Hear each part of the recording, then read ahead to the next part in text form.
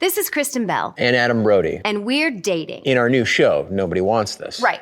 We're not really dating. No, in real life, we're married. Right. Married to other people, not each other. Oh, this is complicated. Right. It's just like our love lives in Nobody Wants This, a show about what happens when a bold and sometimes provocative podcast host finds her unlikely match in a sweet traditional rabbi. You can watch every episode of Nobody Wants This now, only on Netflix.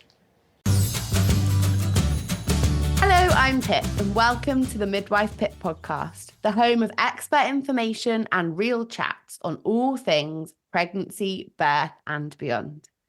The realities of sleep with a newborn often just don't quite hit home until you're there. And if you checked out my most searched terms as a new first-time mum, they would almost exclusively have been sleep-related.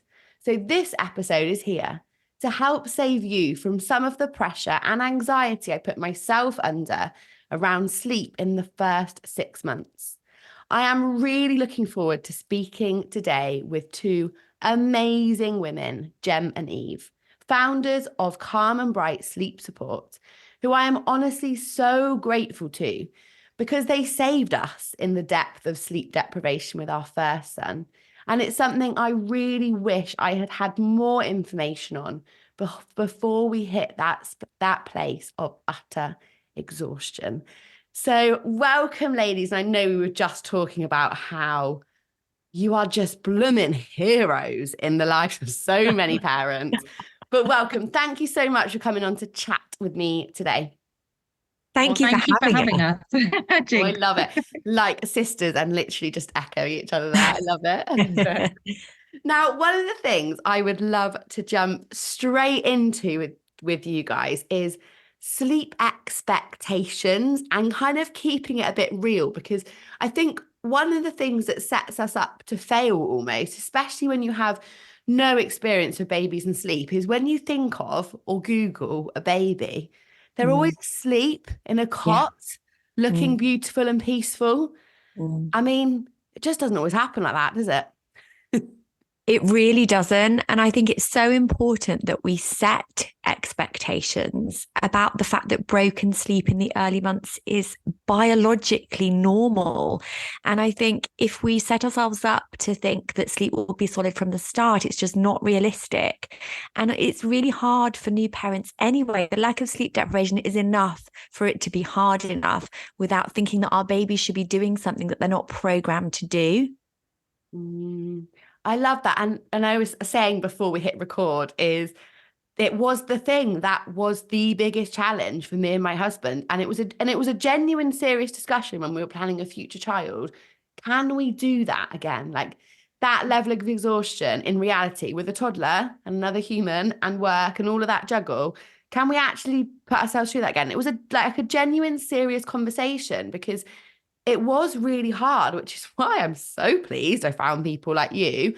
But one of the things I wanted to really talk to you guys about, because I know it's a focus of the work that you're doing at the moment, is that first 6 months.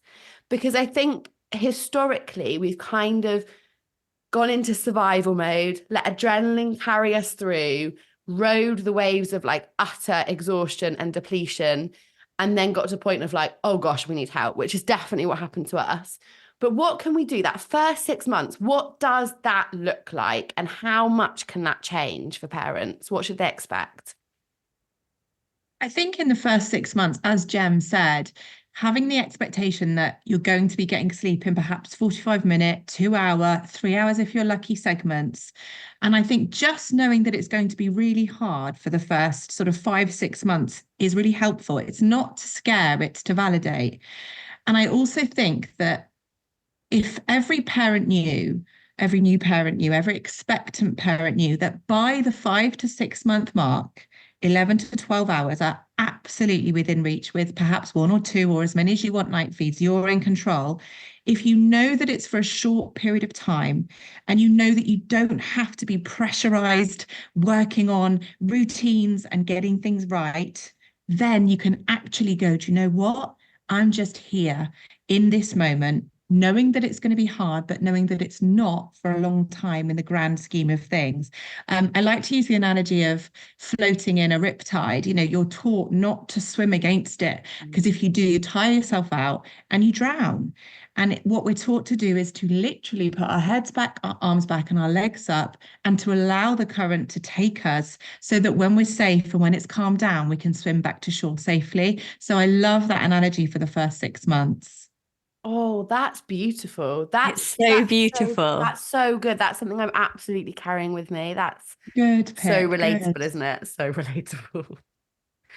And I think, that first 6 months, like you say, I feel like there's so much stigma in some aspects, and sleep is so variable. And you do hear people that are like, oh, from 6 weeks, my baby woke up once, they sleep beautifully. And I'm like, that's really great for you. But I was up every hour.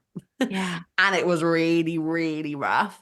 But what's amazing is that knowing there's an end point, which we didn't have last time. I was like, I know I reached out to Jem when I think Finley was about 10 months, wasn't he? And I was like, we can't keep going like this. Yeah. Like, we're not going to survive as a family. Yeah. I was going back to night shift. Yeah. And I And think honestly, Pip, I'm so glad you've raised this, because in our nurture plan, we talk about the difficult things, and we talk about the fact that it's normal to miss your old life. It's normal to really struggle with the exhaustion. It's normal when you're navigating through matrescence and the changes that happen, similar to adolescence from a hormones point of view, from an exhaustion point of view, that you can acknowledge that that is very difficult for anyone to navigate through. So it's, even though we can't change things at the time when it's really tough, and setting expectations really helps with that, it's so important, like Eve said, to have that hope that it will get better, and this is not permanent, and this too shall pass. And knowing what to do when you get to the 5-6 month mark to make those changes. And we speak about this at every baby show. We talk about it in our book, Love to Sleep, that, it's okay to reach out for support, to acknowledge that it's difficult. And I think as mothers, we put so much pressure on ourselves to be and do everything, because it is the most important job.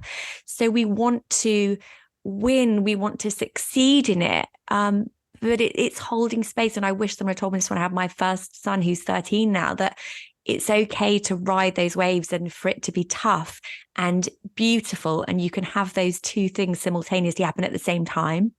Yeah, and you don't have to love that aspect. I feel like, there's this pressure on mums to do everything and to love everything and to be like, yeah, I'm exhausted, but it's the best thing ever. And actually, sometimes it's okay to be like, this is really hard, but I know it's normal. And that's where you're so incredible at empowering parents that, yes, it's really hard and that's okay. But actually, this is understanding why it's hard. And I think often that why piece is really easy to forget, isn't it? Especially in that initial kind of 6 month period. And I think, we have started working through the nurture plan because it was, as I say, part of the agreement, to be honest, having another baby. So we did this bit very differently. So we've started working through it. And I think one of the things that's been really beneficial is to almost put yourself in the shoes of your baby. Because I think it's because they aren't, they're vocal, but they're not communicated with you. It's really easy to forget actually their feelings in this crazy world that's very different to the womb, and what they are requiring. And I think actually just thinking what are they feeling, and actually putting yourself in their shoes can be quite useful in just kind of grounding yourself sometimes when you get really caught up in your head and that one thing you're really focused on that isn't achievable because your baby's not asleep. Yeah. And when I think it's so important to, sorry, Jem. You go, sis. So no, I love hearing you to remember that Gemma talks about the 4th trimester having, almost imagining an extension of the umbilical cord for those first 4 months, and how everything was on demand. They were actually being rocked as you were walking. They had white noise through the whoosh of the blood through the umbilical cord. And the on-demand thing is a thing. And by the way, that's not us saying you must do this. It's just recommended, and it's our approach is to do everything on demand, so that you are building the most secure foundation on which to have the best possible sleep. Because what people fail to realize sometimes, and I certainly did, is that when your baby is the most secure and confident and so wrapped up in your love throughout the day and the night in the first 6 months or so, that when they do come to have separation, and sleep is a form of separation, they're so wrapped up in that blanket of your love that it carries them through, and they're confident enough to wake up and go, oh yeah, I totally know what to do here. I'm completely capable of this. So yeah, thinking about the baby's needs, really important that we remember that sleep is a key fundamental need. So if we want to be need meeting parents, we must include sleep in the equation. It's so often left out. Yeah, I love that. It's so important to include sleep, your baby's sleep, because, you know, sleep affects every fiber and function in our bodies. So it's difficult when it's broken and when you can't do anything about that in the early months. Acknowledge that, hold space for that. But when you can do something, you don't have to, but you absolutely can. I remember a really close friend of mine having a baby several years ago now and saying, Eve, they're 3 weeks old and I can't put them down. What do I do? I'm going to have a baby that can only sleep on me. And I said, don't put them down. You're not supposed to put them down yet, and it's okay not to. It's so important that people know they are not going to create a rod for their own back if they do everything on demand.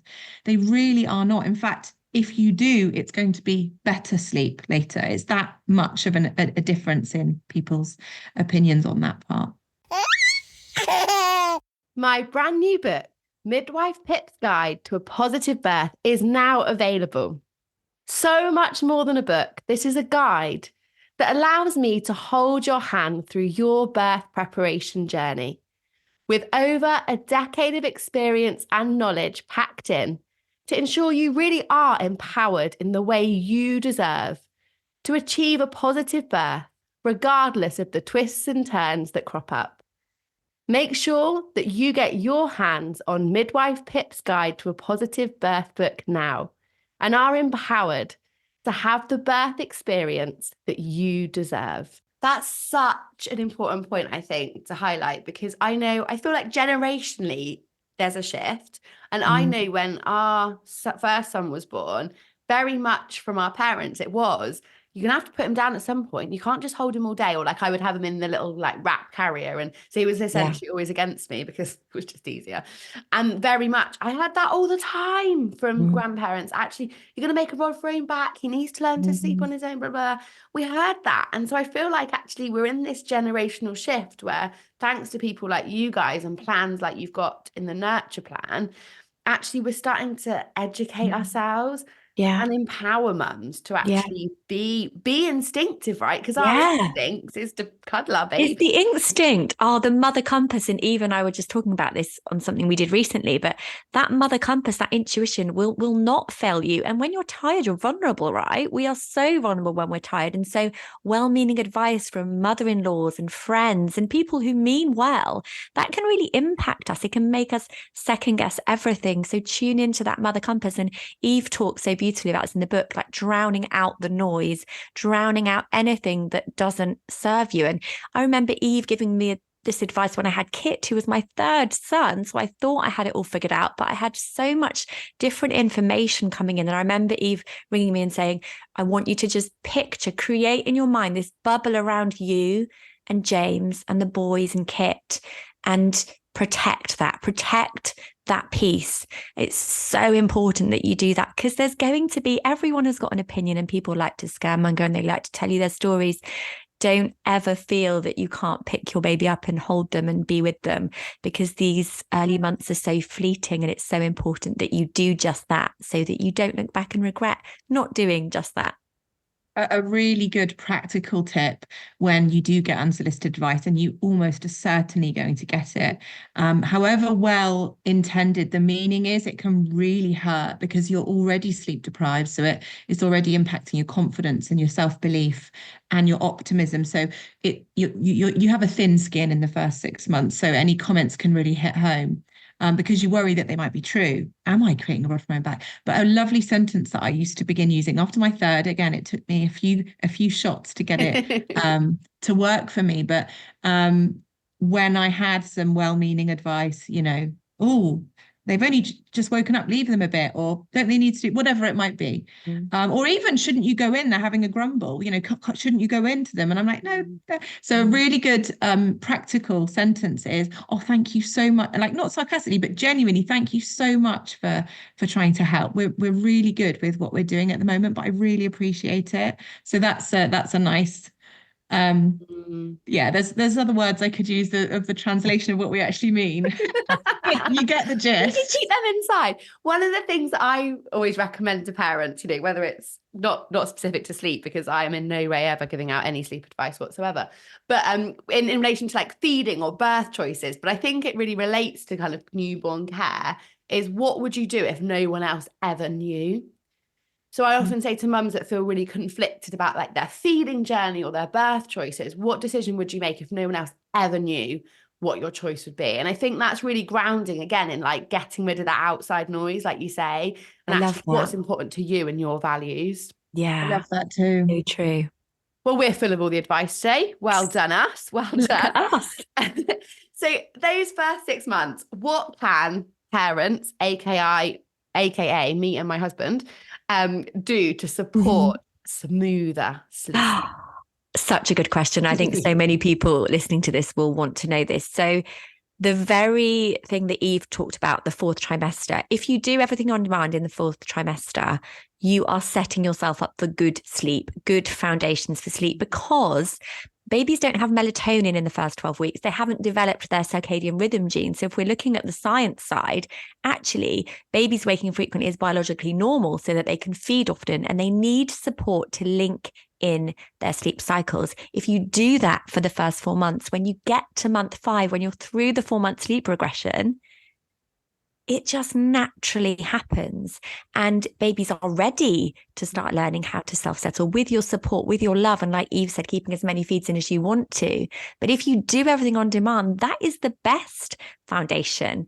And enabling self-settling and doing that in a responsive way, which is exactly what we do here at Calm and Bright, it shouldn't be too difficult if you do it around the kind of 5, 6, 7 month mark. If anyone said to me, ideally, when would you do it? There's no set time. We support up to age 5. But if you could pick a perfect time, it would be around the 6 month mark. Absolutely.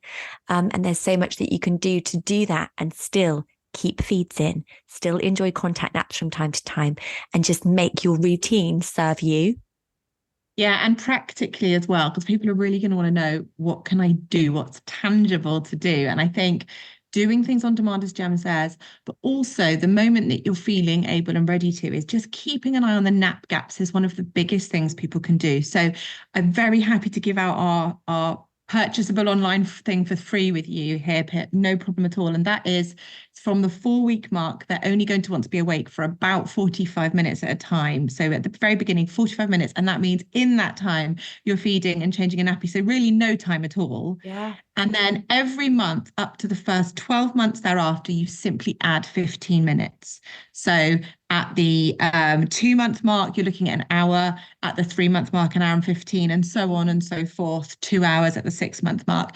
And if you can keep, not on top of, but if you can be aware of those nap gaps, because when they stay awake longer than that, they invariably get a dump of adrenaline and cortisol into their bloodstream, which means they don't appear tired. So, but all the while they're all thinking, oh, they're not ready for a sleep yet, they're getting more and more overtired, which makes the settle harder, which makes the sleep less fulfilling, which makes them take shorter naps. So it is your enemy, the overtiredness. That doesn't mean to say, oh my God, we've got to do, it doesn't need to be a big pressurized thing. It's just, this is going to help me. So if we can keep an eye on nap gaps from whenever you want, as early as 4 weeks or as late as 10 or 12 weeks, that's fine too. Because to be honest, I couldn't think about anything other than even washing was a task at the beginning. But when you feel ready, and there's not a time frame on that, you can click into that little nap gap thing and feed before sleep, not on waking. That's another big myth, that you should do the whole feed them on waking. And it came from a good place, because the people that devised it wanted parents to separate feeding from sleeping so the baby could fall asleep without the boob or the bottle. But what it actually did is it removed all the good points. It threw the baby out with the bathwater, because the reason why we feed before is it relaxes them. Breast milk has a hormone in that will help them feel more relaxed. The same one, by the way, as when we have turkey on Christmas Day, and even bottle feeding as well. The comfort, the closeness, the warmth, the liquid, the digestion kicks in, which makes you sleepy, like after a meal. So we strongly advise to feed before sleep, so that hunger is one less thing to interrupt the nap or the sleep. That's golden. Thank you for sharing that. And I think, again, this is like a generational shift, because I mean, overtiredness is something that we are still very aware of with our 2-year-old. Like, it's real, isn't it? And our parents will always say to us, he doesn't need to nap. He's not tired. When children are tired enough, they'll fall asleep. And I think from my mum's perspective, I was one of those kids that would fall asleep in their dinner plate if they were tired and would just fall asleep wherever I needed to. But I was like, he's not that kind of kid. Like, he's not going to accidentally fall asleep. I promise you. He's not done it in 2 years of his life. And so I think, again, it's that when that's the only influence you've got, I mean, our child probably would have never have napped had he been under the care of his grandparents, because like you say, we went into that overtired, hyper alert, running around like a crazy person. And we're sat there thinking, oh my gosh, you are so in need of sleep. But generationally, they're like, well, how is he tired? He's not tired. He's running around. Tire them out. That's the other one, isn't it? Tire them out. Tire them out. And early wakes. If you put them to bed late, they'll wake late. Like, absolutely not. You know, the number one cause for early wakes is overtiredness. We know that. So it's trying to, because there's so much misinformation out there about sleep. I feel sorry for people. Like, a lot of it's conflicting, isn't it? Yeah, it really is. And it's hard. It's hard. And like, I really do. And I really feel for parents, which is why I love talking to people like you guys on the podcast, because we were those clueless parents. And I think there was almost a conception, because I'm a midwife, that I would know this stuff about babies. But I'm like, I work on labour ward. So at the best, I'm great for 2 weeks. And I have no clue, like, midwife, I don't know anything about sleep. So Pip, you're going to laugh at this. I'm a paediatric nurse. That's my background. I'm a paediatric nurse of 18 years. And when I had my first son, even though I had the guidance of Eve, who had started Calm and Bright, but I wasn't on board then, I thought the reason Toby slept so well was because I was a children's nurse. And I was convinced that that was the reason.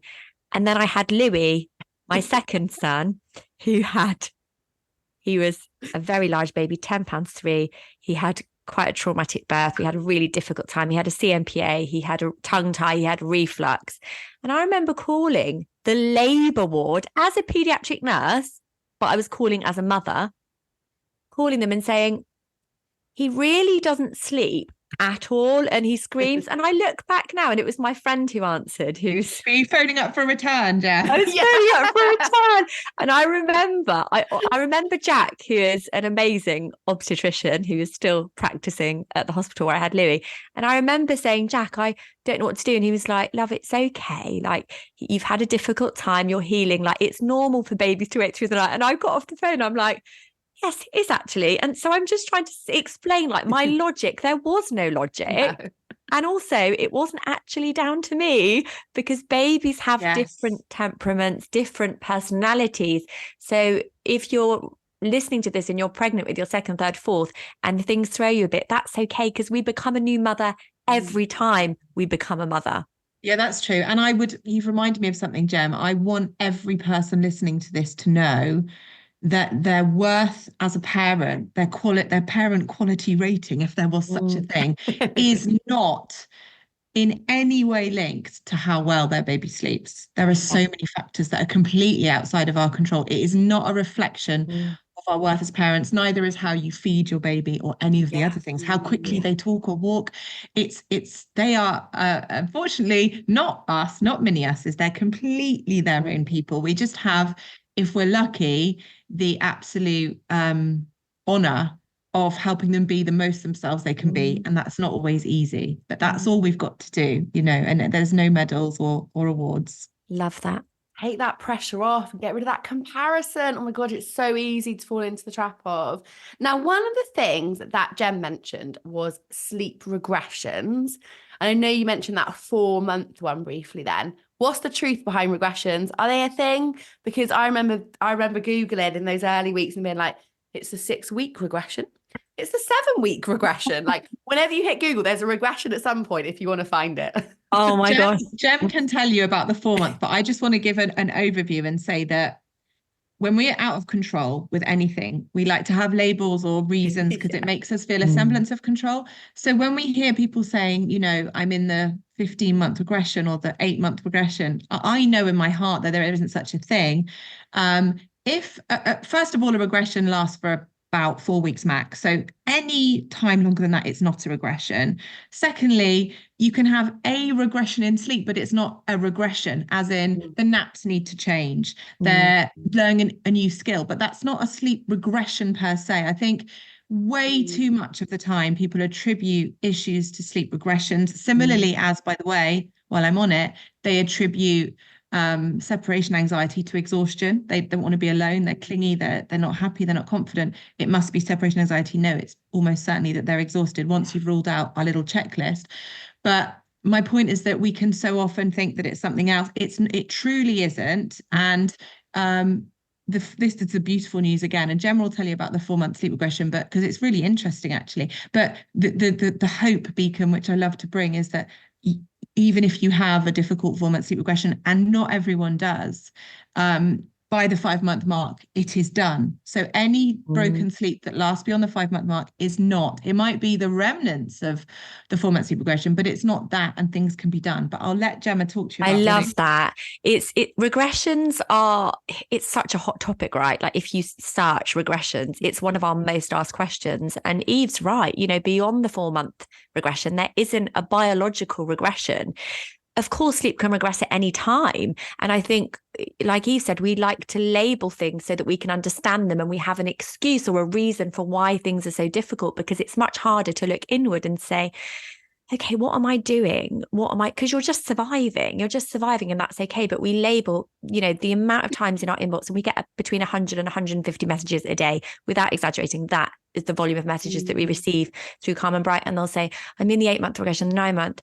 And we respond with a voice note or with a message to say, it's so hard when sleep regresses. And of course, like Eve said, it can regress for illness, teething, house moves, holidays, siblings. So it can regress, but it's not a biological regression. The only one that is scientifically is the 4-month one. And like Eve said, even some babies at 4 months aren't impacted. What we know from the evidence that we've been collecting anecdotally over the last 14 years is that if sleep is relatively good before the 4-month mark, babies are less impacted by the regression. And things that you can do to help with that are using our gentle steps, which isn't sleep teaching. It's just giving tiny bits of early opportunity for sleep. But the 4-month sleep regression is real. Like I said earlier, we're seeing the development of circadian rhythm genes, which are the cycles between day and night. That doesn't exist before then.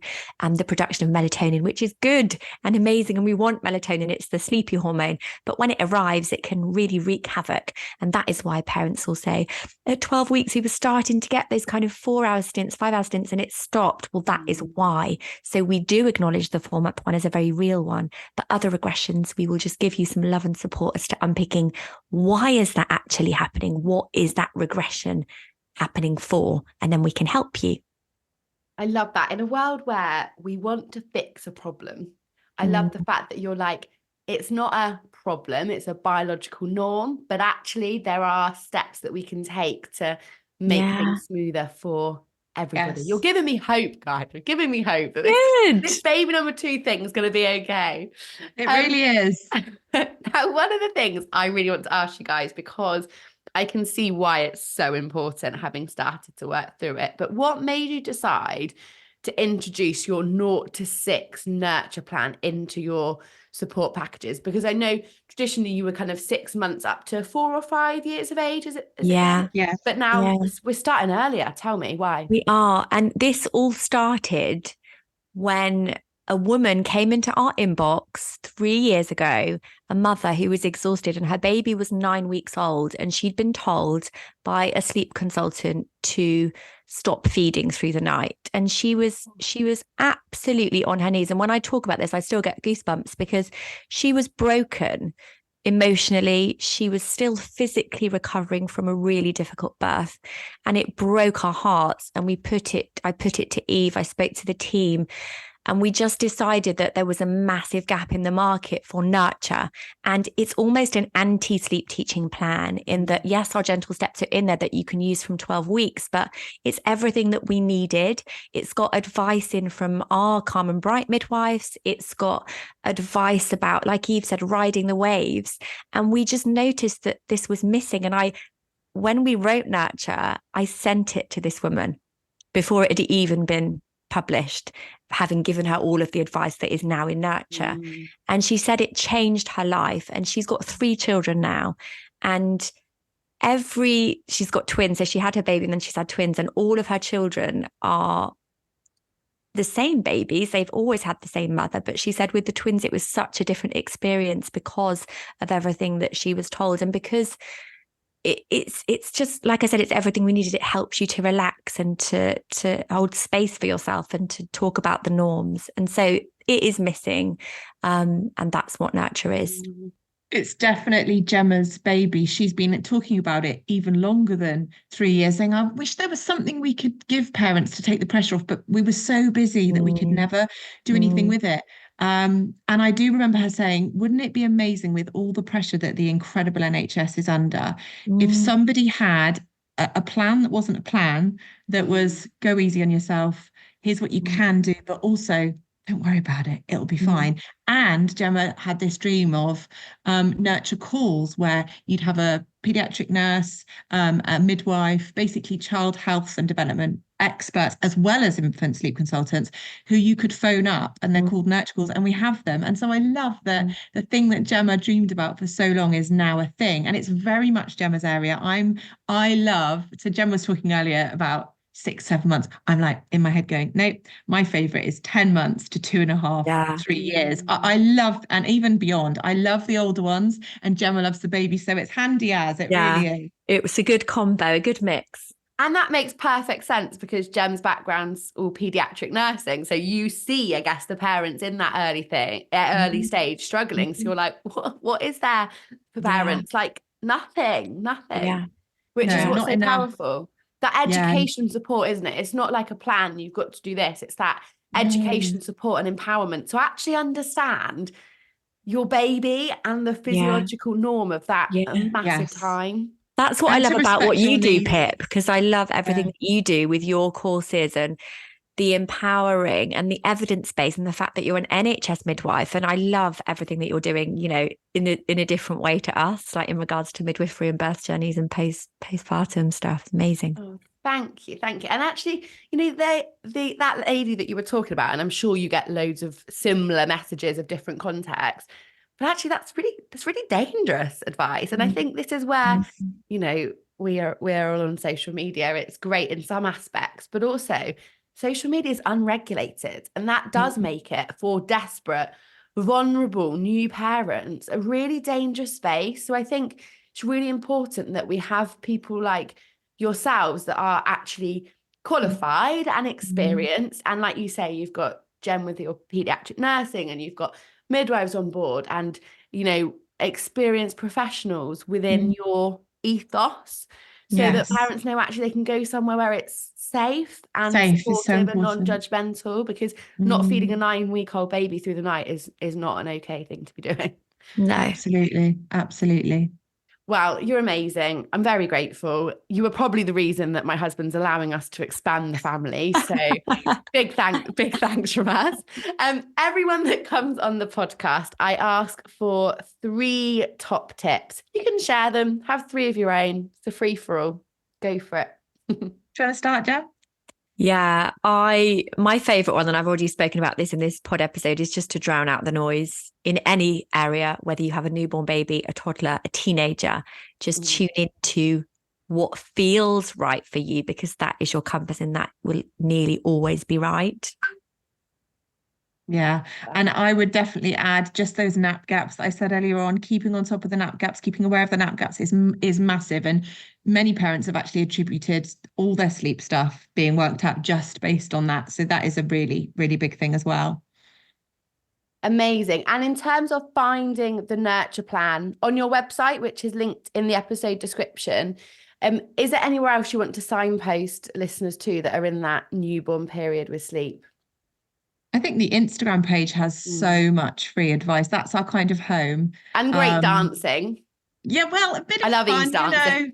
Took me years to be myself on here, because I thought when I first started, I was like, people want me to be a very serious and professional sleep consultant. And then I started to realize that little bits of me were slipping in, and now we're just literally show up just as we are. And it's great because we've got a whole community that have connected with, different elements of our personalities and our way of doing things. And I'm Mrs. Chaos, and some people feel a bit better about themselves when they see that and all of that. So, but now, yes, you will find very real, very tangible, very helpful advice on the Instagram as well. And we're always here. Like, it doesn't matter if you get a plan or not. We're just here, genuinely here. And hopefully they'll find the materials we put out, just validating and guilt busting. That's the plan. And can we offer a little nurture discount? Are we allowed to do that, boss, or not? Oh, are you asking me? I'm not the boss. Ask Eve. Ask Eve. Do what you want, love. Do what you want. Yeah, let's offer a nurture discount to anyone watching this episode exclusively for Pip's podcast. So just, we'll sort that out. Amazing. Ladies, thank you so much. You are absolute heroes. So thank you for all the work that you're doing. And as I say, if you are a new mum or an expectant parent that actually wants to get ahead of the game, which is always a smart move when it comes to this topic, then do head over to the episode description to find all of those links that we just spoke about. One last thing before you go. As a listener, really help make this podcast successful. I would appreciate if you could subscribe and leave a quick review. Something so little means so much to me and will help so many women's lives.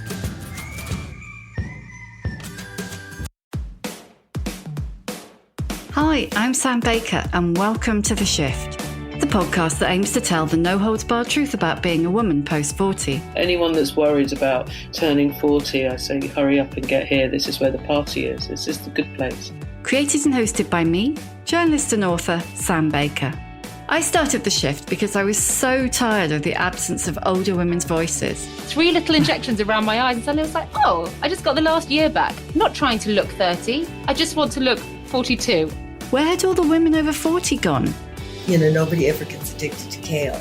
You get addicted to things that kill you.